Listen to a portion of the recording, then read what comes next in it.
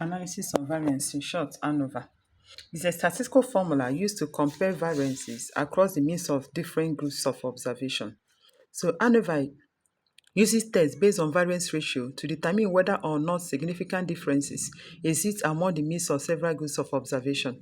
The technique is used when multiple sample cases are involved, as the significance of the differences between the means of two samples can be judged through t-tests.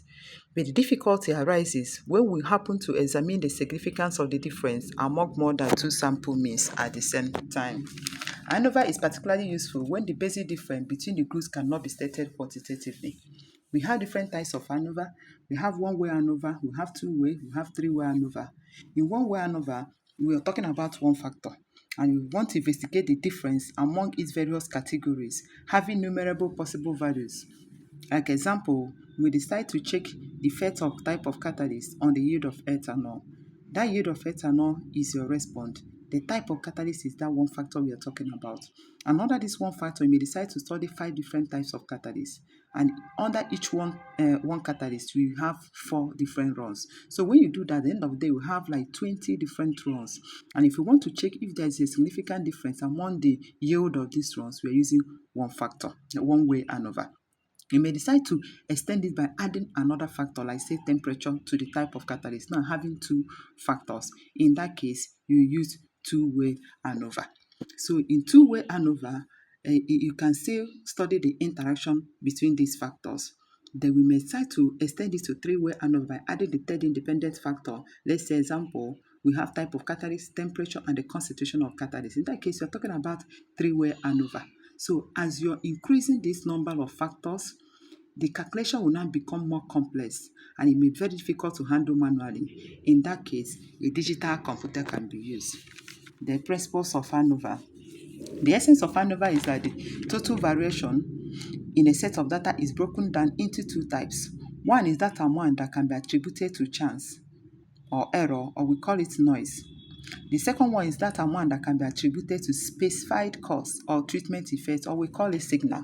So whenever you do experiment, the measurement you have contain 2 components. One carries the information of interest. That one is what we call signal. And the other one, signal, and the other consists of random error or noise that is superimposed on the first component. So these random error are of course unwanted because they can diminish the accuracy and precision of your measurement. So we have variation between sample, which is used to estimate treatment effect or signal, and we equally have variation within sample, which is used to estimate noise. So ANOVA tests for differences among the means of population by examining the amount of variation within each of these samples, which is noise, relative to amount of variation between the samples, which is signal. In terms of noise, which is the variation within the sample, it is assumed that the observation differs from the mean of the population only because of random error or by chance, that these are influences that are unexplainable. So examine the signal which is different between population. We assume that the difference between the means of the population and the grand mean is attributable to a specific factor or treatment effect. We're using these 2 variations, we can define F value, which is Fisher value, as the ratio of these variations.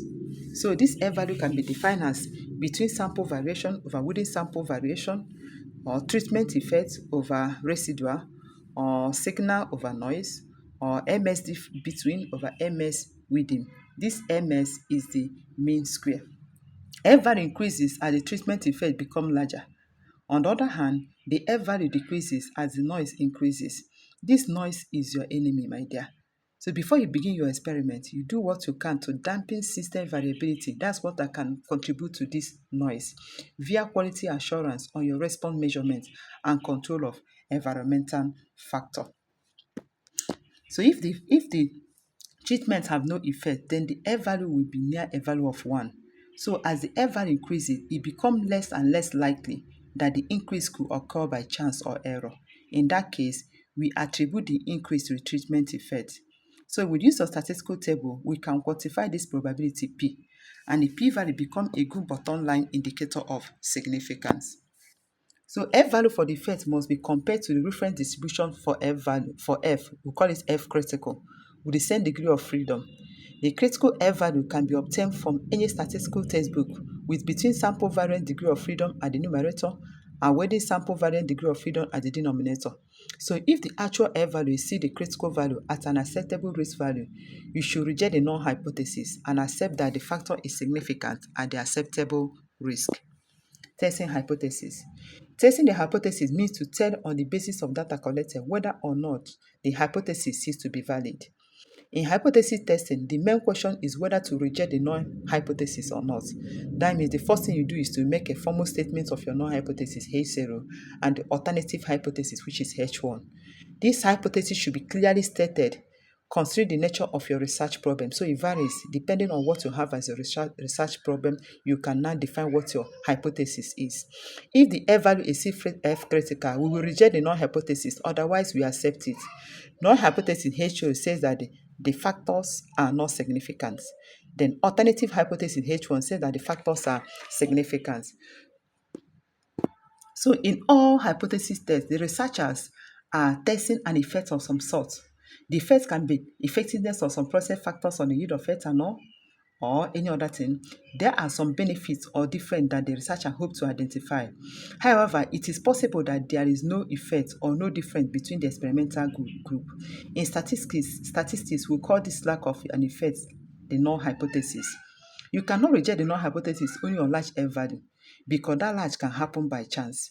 P value will tell you the probability of the large F value happening by chance.